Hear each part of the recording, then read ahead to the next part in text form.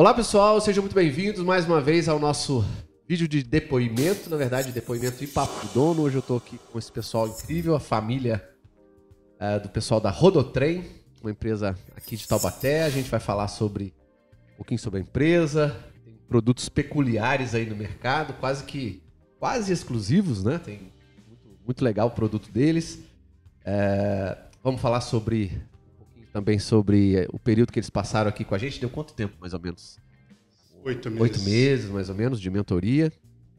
E trocar uma ideia aqui, não só do que a gente fez, mas do mercado, de alguns assuntos que a gente, como empresário, tem passado e passa. A gente estava discutindo agora aqui questão de colaboradores, né? Que é um tema que todo mundo acaba passando aí. Então, primeiro, eu gostaria que você se apresentasse. Pedrão, se apresente aí. Bom dia, Gervando. Patriarca da família. Isso, Pedro da Dora, os pais do Emanuel, uma empresa familiar, né, a Rodotrem. Nós montamos a empresa nasceu como indústria em 2009, fabricando implementos rodoviários, em função de uma necessidade específica do mercado, dos nossos clientes.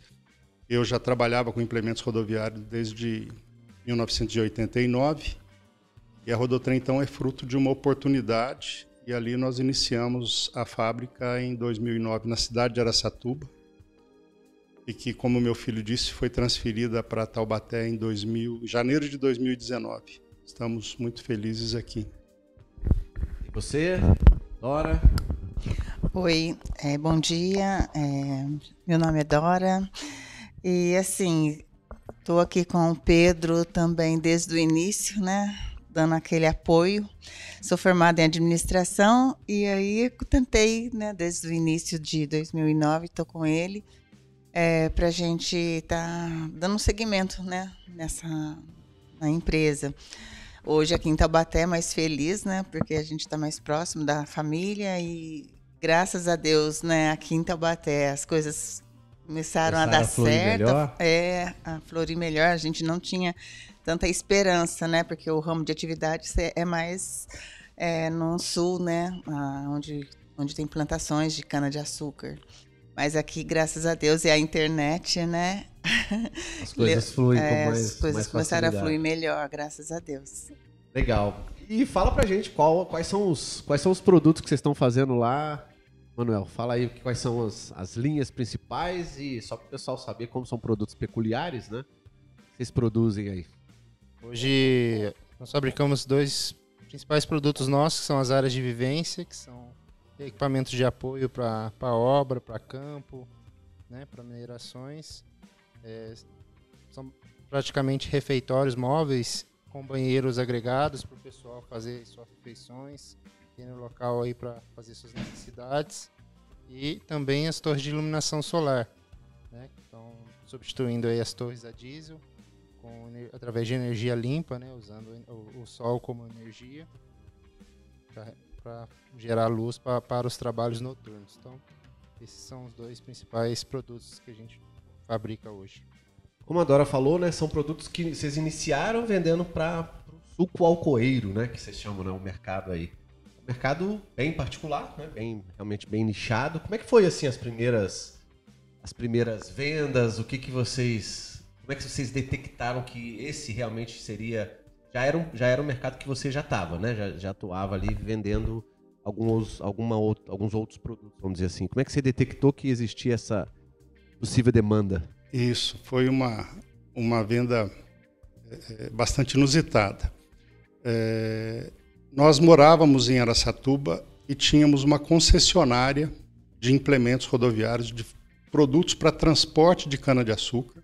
A cana in natura, né? Quando ela é levada para a usina, para onde é produzido o etanol e o açúcar.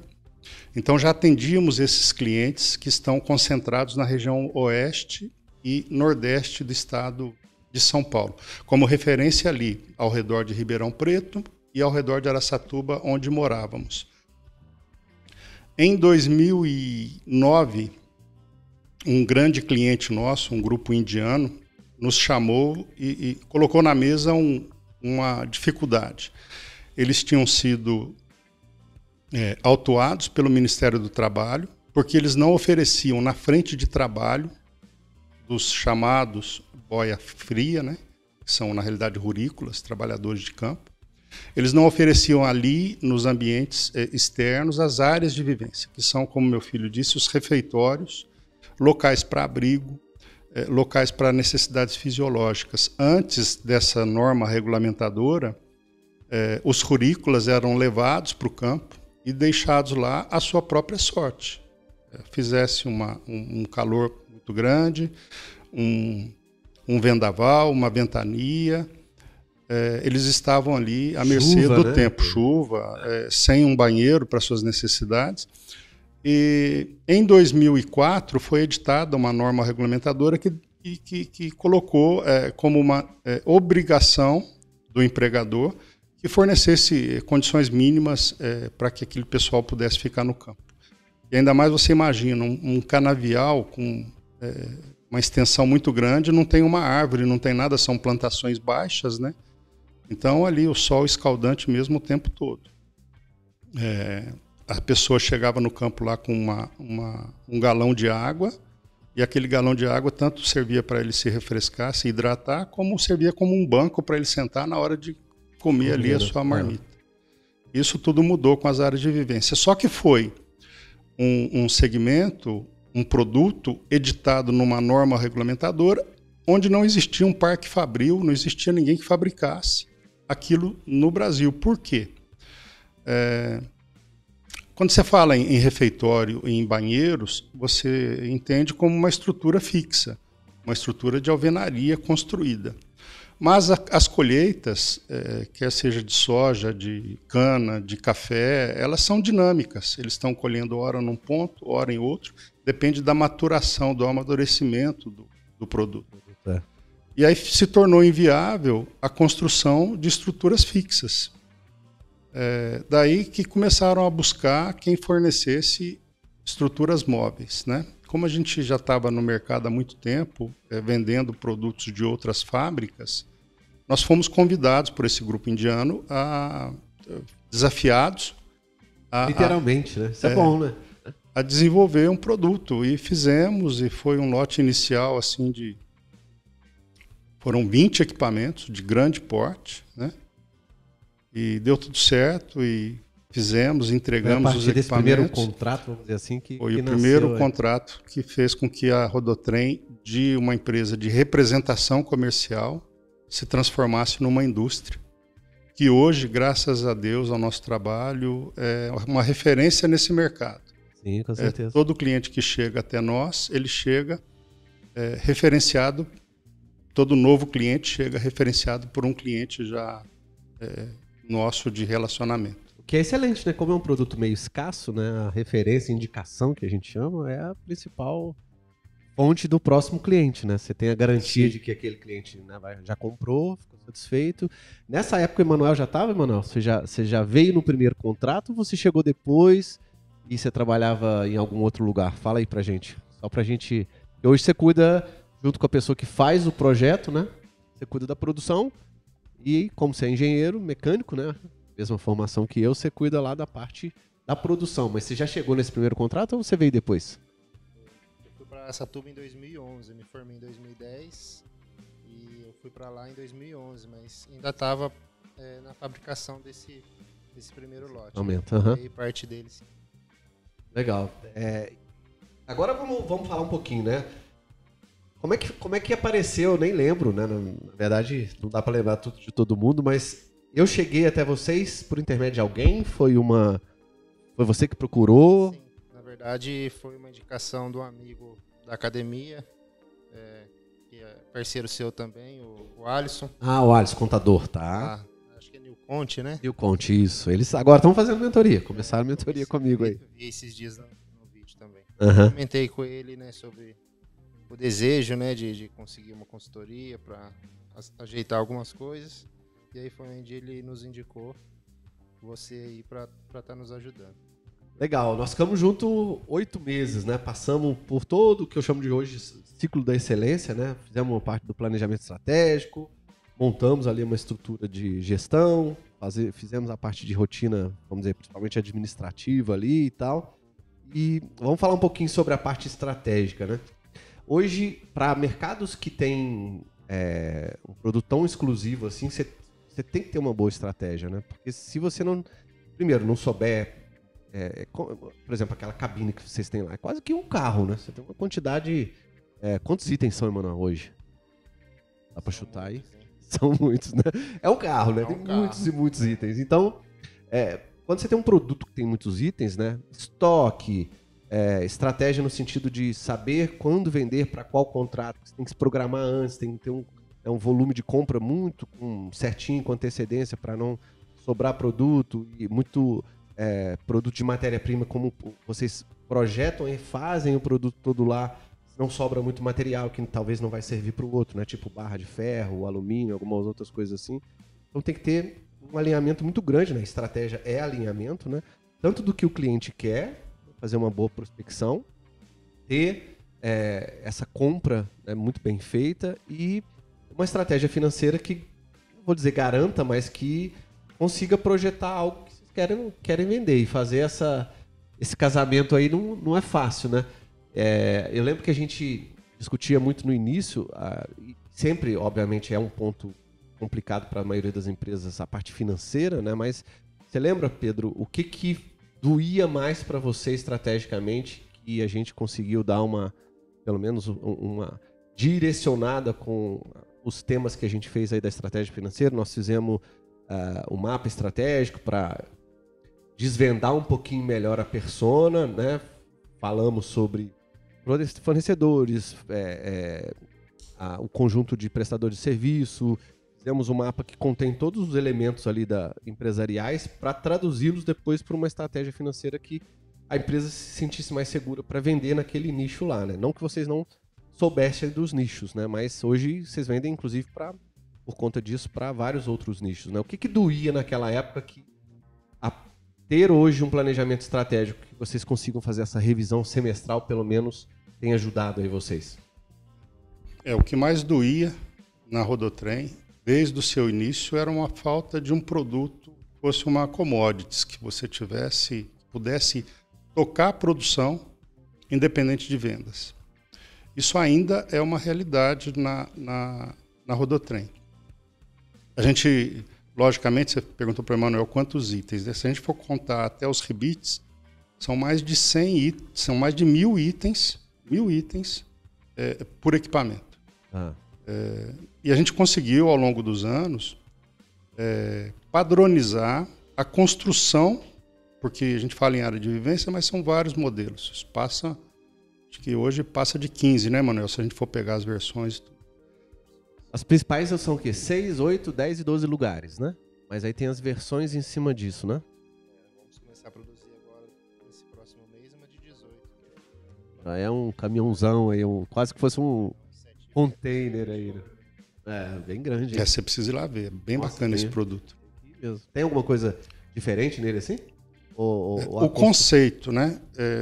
O equipamento de 3 até 12 lugares... ele é desenvolvido para ser tracionado em campo por caminhonetes, caminhonetes médias. Esse equipamento já depende de um caminhão para tracionar. Ele é bem grande. E fazíamos... Do negócio da commodity lá, né? Fazíamos esse equipamento em Araçatuba e estamos retomando ele aqui agora.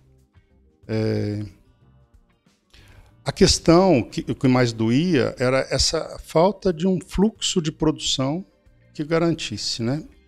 Uma continuidade. Passa por isso o fato da empresa no passado ter optado por fazer locações também, para poder balancear um pouco fluxo de caixa. E aí o que nós fizemos com relação ao planejamento estratégico, isso ainda não está 100% implantado, mas a gente começa a ver resultado, foi a questão do marketing, né? Nós contratamos uma empresa, essa empresa já está trabalhando no nosso planejamento mensal. Isso é feita uma reunião com eles todo mês para ver a evolução disso.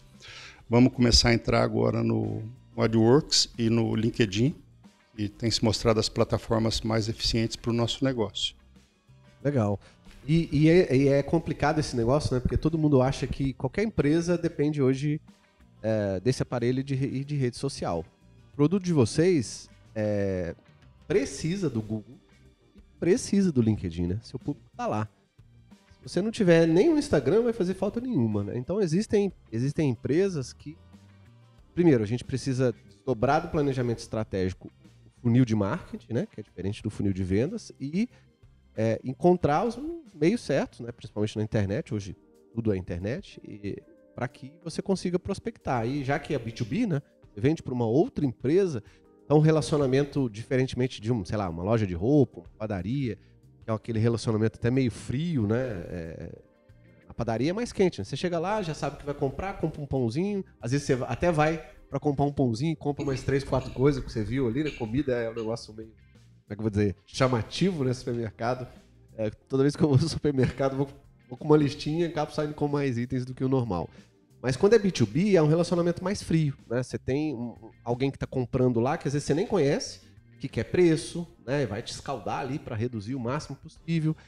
São raríssimos os projetos que, salvo se você criou um relacionamento de longo prazo, aí você visitou o cliente, conhece alguém decisor, né, mais em cima ali, que vai fazer um bom contrato e tal, mas tem um relacionamento, teoricamente, às vezes um pouco mais frio. Isso faz com que você tenha que ter outras estratégias que não seja muito focado em preço, né, para que mostre valor para o cliente, porque senão o cliente não vai te comprar.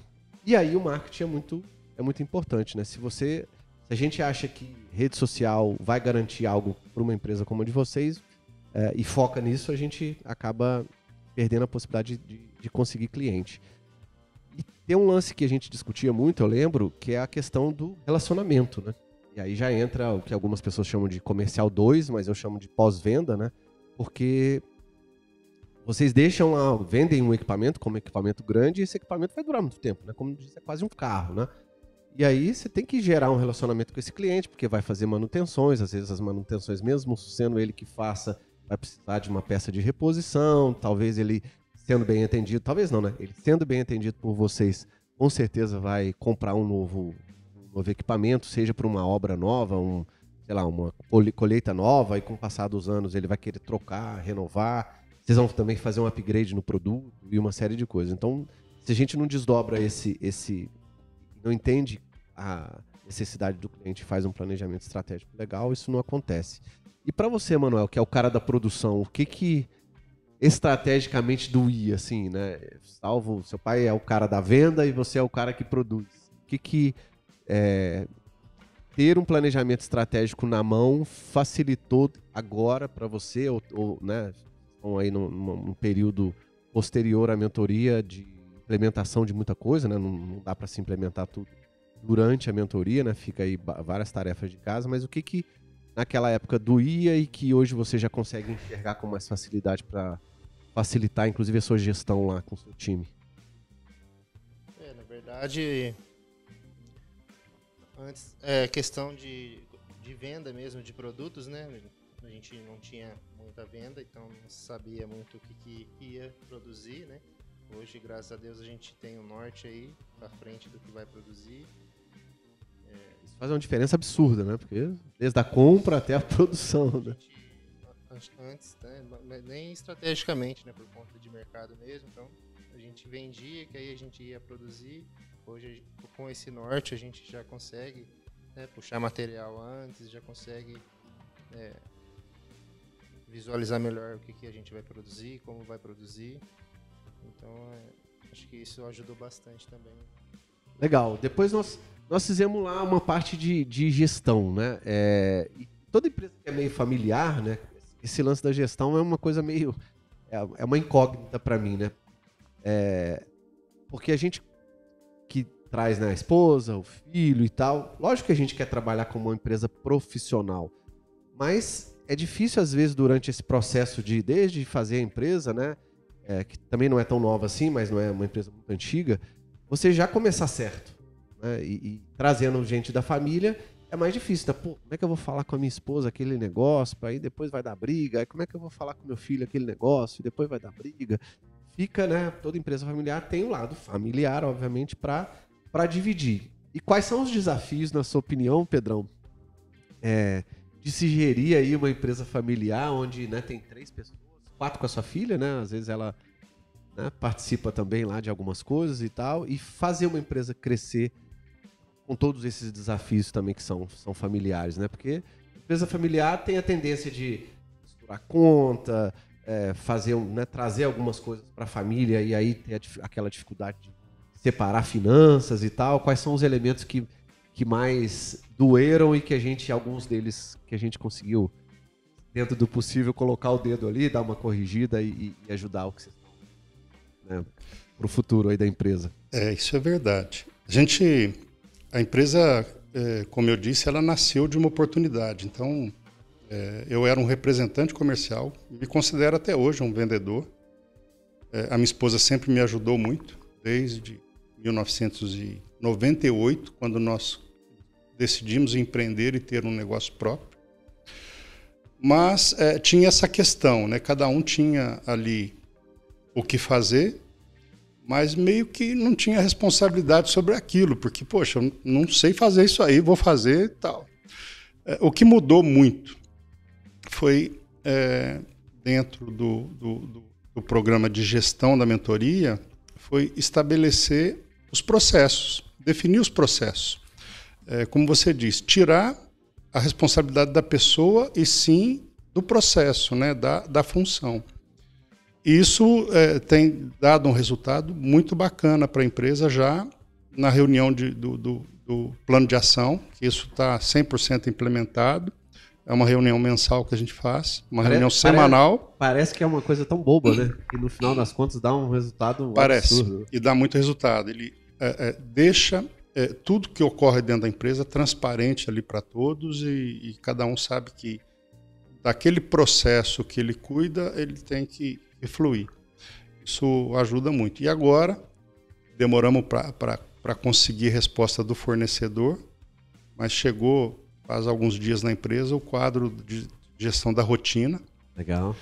E o Emanuel está muito à frente disso, estabelecendo com cada dono do processo aí qual que vai ser aquela rotina. A principal rotina ali, né, do dia a dia. Uhum. E a gente acredita que quando também tiver implementada a rotina, vai ser um outro passo importante para essa questão da gestão. Legal. Você falou uma coisa importante, né? Tem muitas empresas que às vezes eu entro, né, estou para começar mais uma mentoria, talvez mês que vem aí está negociação. Eu fui visitar a empresa. E não que as pessoas não se falam, mas as pessoas conversam, né? Eu estou aqui fazendo a minha tarefa, eu converso com ela na hora que eu achar que eu devo, e vice-versa. Mas o quão é importante ter os momentos de parada dentro, né, do aspecto geral, para que cada um coloque o que está sendo feito e para que o gestor, né, que são vocês, possam ver, porque na verdade gestão de processo ela envolve no mínimo 3 temas, né?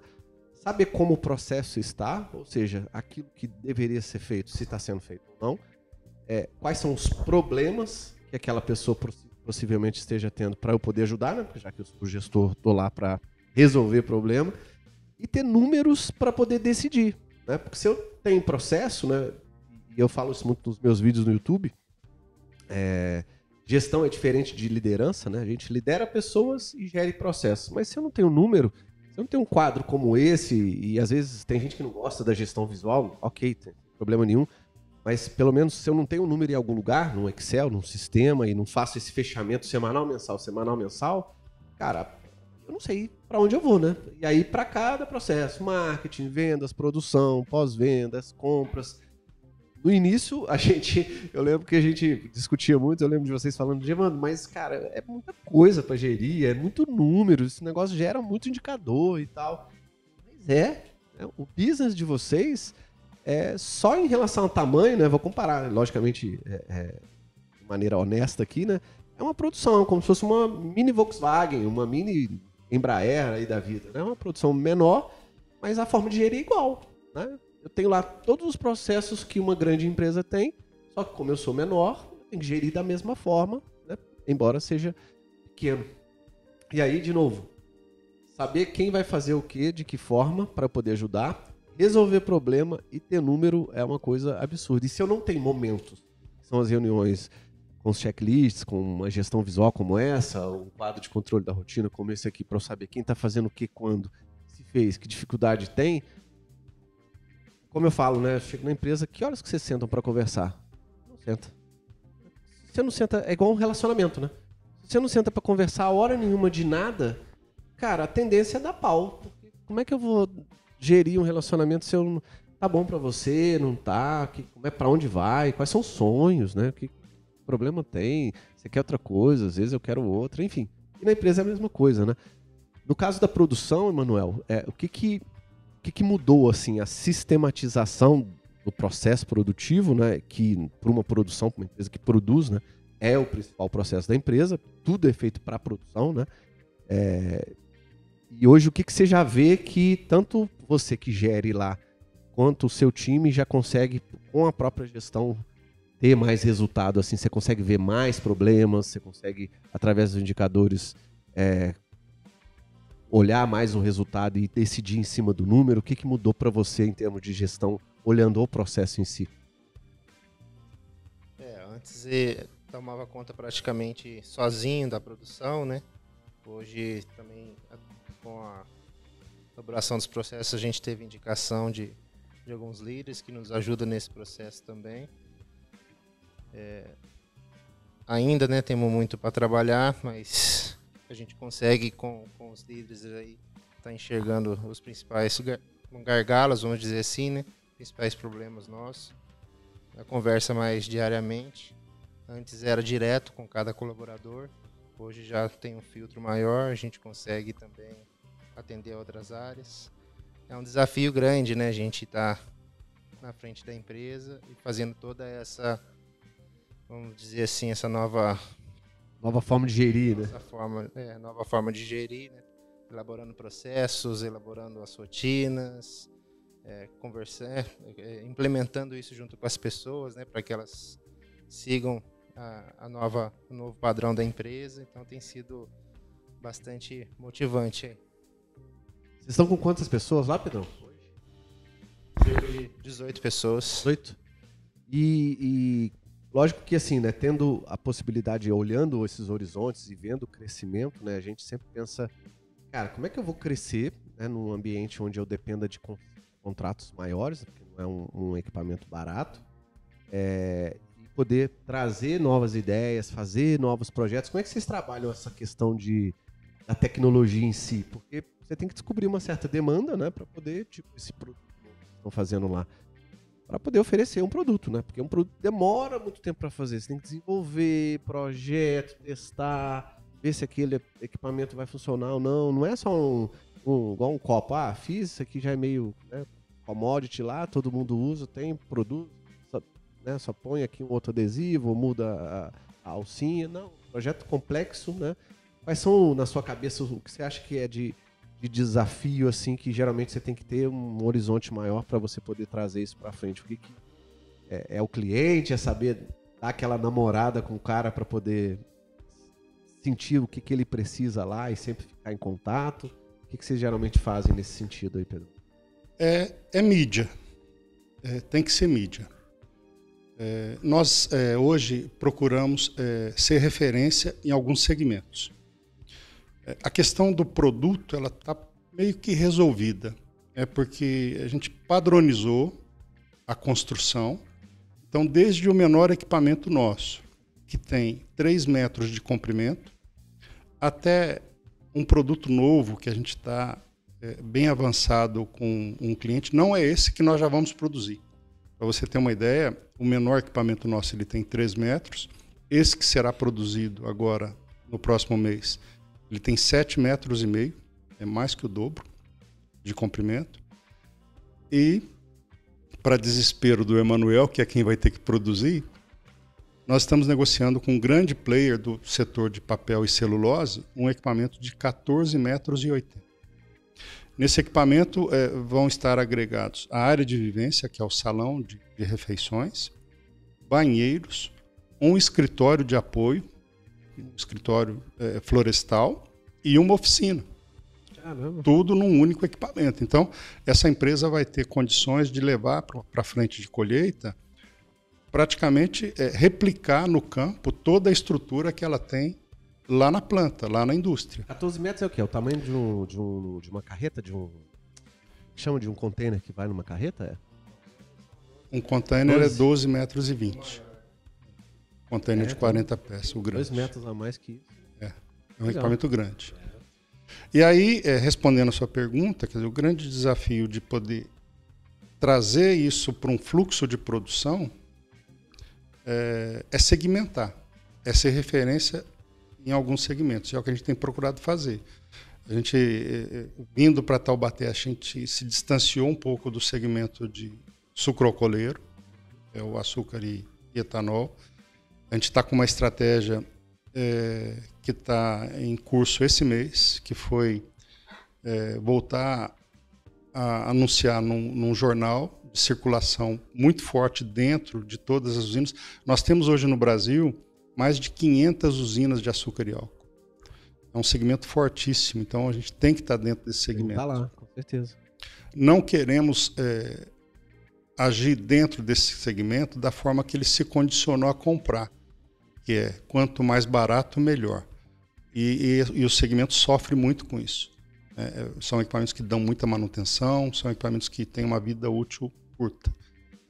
A Rodotrem trilhou um outro caminho, que é um equipamento de baixa manutenção, que é um equipamento de vida útil longa e que oferece efetivamente conforto para o colaborador. E a gente está com uma estratégia para voltar para esse mercado. E para que a gente consiga ter um fluxo de produção mais contínuo, é isso. E as coisas vão acontecendo, Gevandro, meio que naturalmente, porque à medida que você vai tendo um crescimento, e um crescimento orgânico, os volumes se tornam maiores ao longo do tempo. E isso está se refletindo agora com essas estratégias de marketing, né, com uma atuação firme e forte, mensal, de anúncio em AdWorks, no LinkedIn. Então é o que a gente tem feito e tem dado resultado, graças a Deus. Legal. É importante nesse caso, né, como a gente sempre falava lá, é aumentar o fluxo de vendas, né? A gente tem que aumentar a entrada de leads, de prospects quentes, né? Não pode ser frio, porque é um produto... não dá para ficar, como é que eu vou dizer, deixando só alguém... não é um negócio que você compra, tipo uma calça, né? Deixa eu ver aqui, não serve. Não. Produto caro, que tem especificidades, que depende, às vezes, até de adaptações, projetos, e aí, quanto mais quente o prospect vem, melhor. E fazer uma pergunta para a Dora agora. Dora, o que olhando aí, né, voltando aí para a parte familiar, né? A gente conversou muito coisas, obviamente, como é uma empresa familiar, coisas específicas assim. O que você acha que ter uma pessoa de fora dando opinião, né, ou dando sugestões em coisas, logicamente tudo é voltado para a empresa, obviamente, mas somos pessoas, né? A gente erra, acerta, seja entre a gente, pai, filho, mãe, filha e tal. E existem coisas específicas de relacionamento, principalmente até com o colaborador, né, que com o passar do tempo, se você não tiver uma forma de gerir e cada um se colocar naquela função, né, a gente acaba não conseguindo nos ver fazendo parte da empresa em si, né? O que a mentoria te ajudou nesse sentido? O que você acha que foi bom aí esses 8 meses a quantidade grande de bate-papos que a gente teve, inclusive pessoais aí, que você levou para você nesse sentido? Olha, eu vejo assim que abriu os nossos olhos para muita coisa assim que a gente precisava mesmo, tipo, colocar no lugar, né? Nós, como o Pedro disse, a gente começou assim, né? Não vamos iniciar uma empresa, a gente dá necessidade. Começou começando, né? Tivemos que começar começando. E a gente, assim, muita coisa a gente não tinha clareza, né? Eu mesma, eu trabalho no financeiro lá, pago contas, faço, né, recebo, mas assim, sou limitada, né, em alguns assuntos. E eu tive a experiência de ter uma pessoa do meu lado que entenda e que, nossa, ajuda bastante. Ter uma visão do todo é diferente, né? Porque você discutir, muito amplo, né? Muito amplo do que aquilo que eu tinha, o conhecimento. Então, eu vejo que é bem além. Hoje, com certeza, né? Eu já estou querendo mesmo dar uma descansada e precisa mesmo a gente ter uma pessoa que enxergue mais, que tenha novos horizontes, né, para apresentar.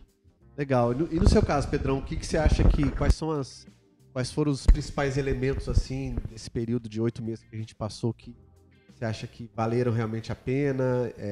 A gente tem a possibilidade de fazer um trabalho específico na produção lá, que é um gargalo, mas que tem que ser pensado de maneira diferente, assim, né? Porque depende de muitas variáveis e tal. Mas o que no seu caso, daquilo que você esperava, das coisas que a gente fez, porque tem coisas que são técnicas, né? Você elaborar uma planilha, você implementar, melhorar uma coisa financeira, ok. Você, teoricamente, consertar o que estava mais ou menos desajeitado. Na minha opinião, muitas vezes é fácil algumas coisas e a gente aprende a fazer, né? Igual nós mexemos no financeiro, trabalhamos marketing, trabalhamos um pouco vendas, funil de vendas, uma série de coisas, inclusive te dando ferramentas, né? Ou dando ferramentas para vocês. Talvez a empresa não tinha, mas no geral, assim, o que você acha que mais ajudou você como patriarca da família lá, dono e tal, a conduzir, assim, talvez até de uma maneira diferente do que você via, até pela sua experiência mesmo, empresário já de alguns anos. O que você acha que mais ajudou lá? Antes da mentoria, tudo acontecia na Rodotrem na base do Bumba Meu Boi. Precisava verificar algum indicador, saía correndo atrás dele. Né? Precisava verificar se as contas estavam equilibradas, saía correndo atrás do dado ali. O que mudou muito com a mentoria foram as ferramentas que nos foram entregues e a maneira de utilizar essas ferramentas, padronizando os processos. Existem ferramentas que ainda não estão efetivamente implantadas, por exemplo, o funil de vendas. Isso depende de mim, não está 100% rodando, mas ela está lá, a gente já conhece, já sabe como colocar em prática. Né? E todos os outros mecanismos que nos foi passado, né? O conhecimento que foi passado na mentoria. A gente sabe que a gente vai chegar lá, a gente vai conseguir ter todos os indicadores, as ferramentas fluindo, sendo controlados mês a mês. A gente estava conversando um pouco antes do bate-papo nosso aqui, a gente tinha conseguido evoluir muito bem com a parte financeira, a gente já estava evoluindo para enxergar os números semanalmente, não era nem mensal. Que bom. Mas aí tivemos um revés lá de um funcionário que nos foi roubado por um grande grupo. Literalmente roubado. Por uma multinacional. E aí agora a gente tem que recomeçar.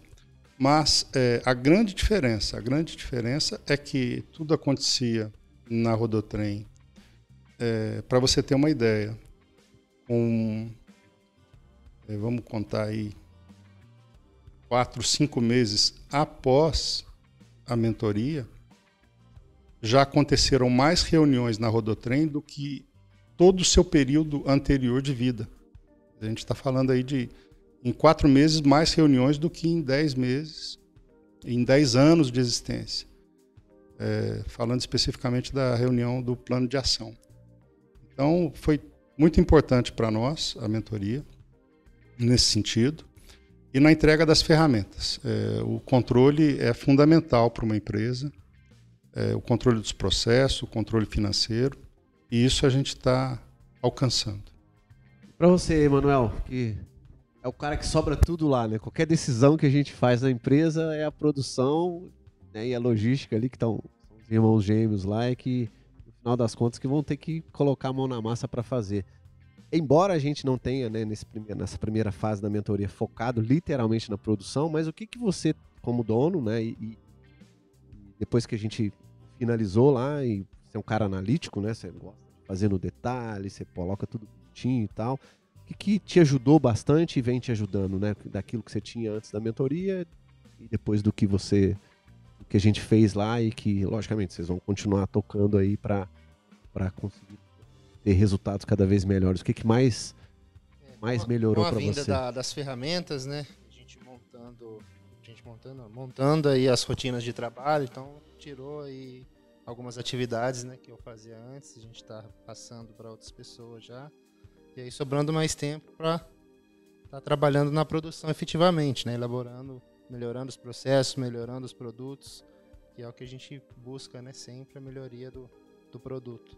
Como meu pai sempre diz, a gente tem que ser um eterno insatisfeito, né, com o nosso produto, não pode acomodar. Melhorar sempre, né? Então a gente precisa melhorar sempre. Legal.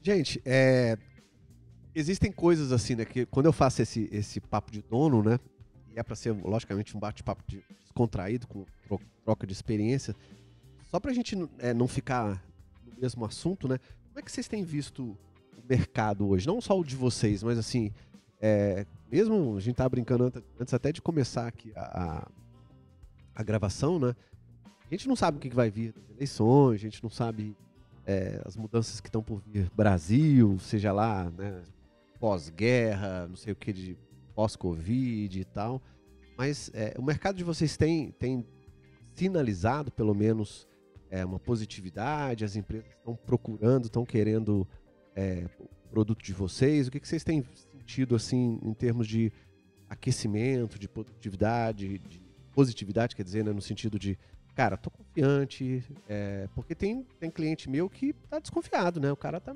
desesperado, cara, não sei nem se em 2 anos eu não sei nem se daqui a pouco eu tenho que trocar esse troço todo, mudar de empresa, abrir outro negócio, ir para outro ramo, porque já não tenho dificuldade de vender. E o mundo vem mudando, né? Tecnologias, isso aqui, internet, tem um monte de gente indo para mercados da internet, o varejo, né? Já visto aí o que a Magazine Luiza está passando agora, né? O futuro do varejo, não vou dizer que é acabar, né? Aqui no Brasil vai demorar um pouquinho mais, lá fora já está quase acabando. E a tendência é que muitos mercados mudem, né? Por conta de, sei lá, metaverso. Daqui a pouco um cara desse que trabalha com vocês lá com o projeto, põe um óculos lá, desenha na mão assim no ar lá e sai o projeto pronto. Né? Imprime tudo em 3D. Enfim, como é que vocês veem essa questão, tanto da tecnologia quanto da possível positividade? Tem sinalizado, vocês têm acreditado? Não, acho que nosso mercado tem sinalizado coisas boas aí e tal. Como é que você vê isso, Pedro? O mundo está mudando muito, né? Com essa questão da tecnologia aí. E tem se tornado, isso tem se tornado uma dificuldade para empresas que estão fora daquele grande centro de tecnologia lá, que é a Ásia, né? É um desafio para as empresas se manterem. Nós estamos vivendo num outro planeta do advento da pandemia para cá. Tudo mudou, né? A maneira de se relacionar, as necessidades das pessoas e das empresas, a visão das empresas. A nova geração, né, que pensa e age completamente diferente. Junto com isso vem ESG, que é uma nova maneira das empresas se apresentarem para o mercado, se comportarem. E especificamente a Rodotrem, nós somos privilegiados, posso te dizer, porque o Brasil hoje é referência mundial, acredito que o maior produtor de papel para o mundo todo, abastece o mundo com papel, abastece o mundo com açúcar e abastece o mundo com minério. São 3 segmentos que nós trabalhamos fortemente. Então, isso nos dá uma certa segurança de continuar investindo, porque o nosso produto ele é necessário para as ampliações, quer seja por instalação de novas indústrias, ampliação daquelas que já estão ativas. É o que a gente vê, né? O Brasil, aí, de uns 3 anos para cá, ele tem se tornado uma grande potência de exportação de algumas commodities. Se continuar nessa linha, com essa administração, só tende a crescer. O país só tende a crescer. O legal é que vocês têm um produto lá que é um produto de energia solar, né? Que é uma energia que está aí, gratuita aí, que cada vez mais é um setor que vem investindo, né? Casas, as indústrias, para economizar energia elétrica, que é cara, estão colocando aí painéis fotovoltaicos, enfim, são coisas que a gente tem que estar ligado, porque tudo que é possível a gente trocar de tecnologia e poder servir melhor aquele cliente que quer pagar pelo produto, a gente vai ter que fazer. Vocês veem alguma possível novidade no mercado assim? Vocês têm visto alguma necessidade que o cliente tem pedido que agora está arrumando para alguma outra coisa assim? Ou o solar ainda está forte, cada vez mais forte? Como é que você vê isso aí, Manuel? O solar está praticamente dominando, né? Existem empresas já no Brasil, grandes grupos que, como exigência, se tiver equipamentos solares no mercado, não pode mais entrar em suas plantas o equipamento fóssil. Que legal. Isso para nós, né? É bom, bacana, né? Ótimo, bom, né? Com relação aos novos produtos, né? Somos clientes, a maioria dos clientes que trazem essas demandas, trazem esses desafios, necessidades aí. né? Desde do primeiro do nascimento, ainda continua sendo uma prática aí, os desafios. E a gente gosta, né? Meu pai lança lá os projetos e vamos fazer? Tem que ter os desafios, né? Fazer, né? A gente faz. Eu fico me desafiando o tempo inteiro. Agora eu tô passando por uma fase, eu acho que vou levar uns 3 meses pra deixar a casa mais, né? Toda pronta aí, mudança de sistema, software, marketing, tô mudando tudo. Porque se a gente não acompanha essas mudanças tecnológicas, fica parado no tempo, né?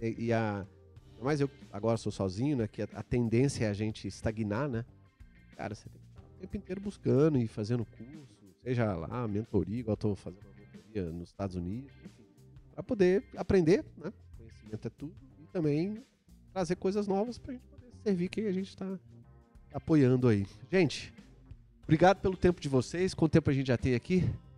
Quase 1 hora aí de bate-papo. Obrigado pelo tempo de vocês. Foi um período muito positivo, construtivo que a gente passou. Espero poder ter ajudado vocês, né? Tanto quanto vocês precisavam lá. Espero que assim que a gente possa fazer algum trabalho de novo lá, a gente estou disponível aí. E queria que vocês dessem uma última mensagem aí. Falem algo, por exemplo, eu geralmente gosto de perguntar como encerramento se você tivesse, Pedrão, que dar uma mensagem aí para quem é empresário, o que você falaria? Faça, não faça, independente de mentoria, independente de apoio externo, para que o empresário que está nos vendo, que a maioria dos meus vídeos são empresários que vêm pequenos, na maioria, que você já errou, por exemplo, no passado e que seria uma dica aí, um conselho para quem está ou abrindo empresa ou para quem tem empresa, para a pessoa não errar. O que você falaria para um futuro empresário ou para quem já tem empresa? Eu diria que vá pelo caminho do amor e da paixão. Faça aquilo que ame e faça com paixão. Para mim, é o resultado através do qual a gente consegue absorver toda a pressão que advém de empreender, de ter... eu costumo dizer para minha esposa que a gente que é empresário, o mês só tem 2 dias, dia 5 e dia 20. São os dias da folha de pagamento. Então, para poder suportar toda essa pressão e obter sucesso, é através de desenvolver aquele trabalho em que a pessoa encontre nele uma paixão de fazê-lo. E você, Dora, o que você deixaria de conclusão aí, até para quem veio como apoio e acabou ficando, né? Você fazia outra coisa, veio para apoiar, acabou sendo a dona do dinheiro, vamos dizer assim, da empresa, cuida das contas. O que você falaria para quem quer ser empresário, para quem já é empresário? Vê se está ligadinho aí. Eu trabalhei antes da Rodotrem, ali sempre trabalhei, né? Eu fui sacoleira por bastante tempo. Varejo aí de roupas, né? Tive uma loja por 3 anos e depois eu fiquei 15 anos cuidando de casa, dos meus filhos.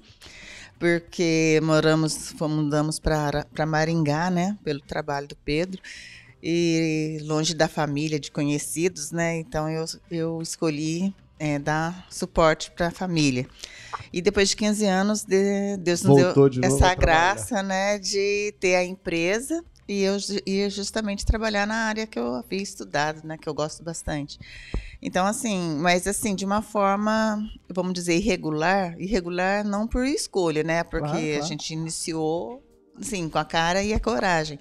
Mas hoje eu diria assim, para quem está querendo começar um negócio ou que já tem algum tempo, avaliar se não vale a pena, né, investir um pouquinho mais e melhorar, começar da forma correta, ou então se estruturar, né, para o negócio crescer de uma forma, né, mais positiva. Legal. E a gente acha, né, que teoricamente a gente tem a impressão, né, quem é mãe, quem cuida de filhos, vocês tiveram 3, né? E cada um, né, já tá grande aí, tem o seu rumo, cara, um trabalhão danado, né? Ser mãe hoje em dia, eu fico vendo, tem cliente que é mãe, ela é empresária, a mulher que demanda, né, um monte de coisa, porque tem o cabelo, tem a unha, sai, isso aqui, leva o filho na escola, volta, tal, não é fácil não. E você, Manuel, sua visão aí, você tá com quantos anos mesmo? 36, puta, tá novo, hein, cara, tem muita coisa pra fazer, que bom, né?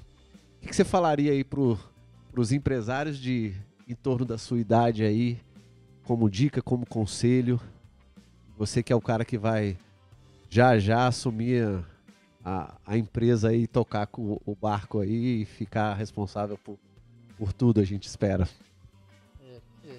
Com a mentoria, né, se possível, indicar um planejamento, né? Muitas vezes não é possível, né?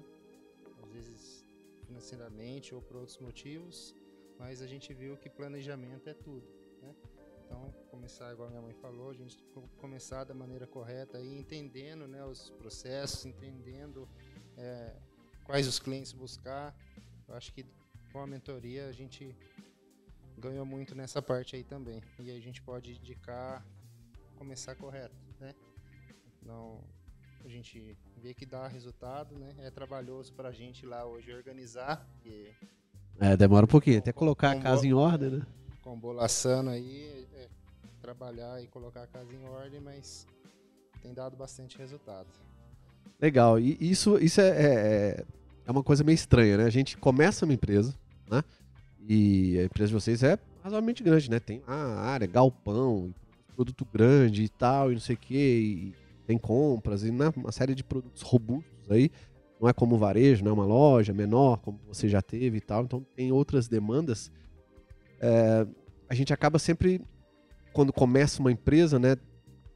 Por questão da necessidade do dinheiro, né? E sempre o mundo é capitalista, eu preciso do dinheiro, preciso, né? E começa a trazer trazer 2, entra no nível da responsabilidade que você falou aí, que é grande, né? Porque é o desafio do dia 5 e dia 20, que você tem que pagar tanto as suas contas quanto alimentar as famílias com o dinheiro dos colaboradores que ali estão, né? Eu tive 36, eu sei muito o que é isso. E é um desafio grande, né? E se a gente consegue começar certo, né? A gente vai ter menos dores ao longo do caminho. Ou se a gente começou meio que de qualquer jeito por falta de conhecimento, de formação, enfim. A gente tem que achar uma forma ao longo da jornada de ir consertando o barco. Se a gente vai levando tudo desestruturadamente, a tendência é, como é que eu vou dizer, o mercado te engolir negativamente, né? Porque você não tem noção de marketing. Aí você vai pagar alguém para fazer para você algo que você está literalmente terceirizando. Você não tem noção de vendas, porque você se formou em outra coisa. Você só sabe, geralmente o empresário ele se concentra no operacional, né? E aí ele mergulha no dia a dia da empresa e ele não consegue sair de lá, porque ele não tem processos estruturados, está com a rotina bagunçada, aí o financeiro se bagunça, começa a virar um turbilhão com o passar do tempo. Se a gente não organiza, ele não consegue sair de lá. E a tendência é esse turbilhão ficar tão grande, virar, né, de um redemoinhozinho, um tufão, e aí a tendência é o cara falir, porque ele não consegue sair daquele, né, a coisa só vai piorando, aí entra a dívida, entra não sei o que, e a coisa complica. Gente, obrigado mais uma vez pelo tempo de vocês, pelo período que a gente passou junto. Eu sempre falo que eu aprendo muito, né, e aprendi muito com vocês, principalmente pessoas experientes aí em vendas, que é uma área que todos nós precisamos, né, crescer. A empresa depende de vendas, né? As discussões que a gente teve são sempre muito ricas. Espero poder ajudar vocês aí no futuro breve. E espero também que esse bate-papo, para quem está assistindo aí, tenha sido interessante. Se vocês puderem ter colhido algumas informações, deixe aí nos comentários. tiver pergunta, deixa aí, Pedrão, um contato, onde é que é a Rodotrem, telefone, caso alguém queira entrar em contato aí, quiser conhecer a Rodotrem, deixa aí os seus contatos para quem está nos assistindo, por favor.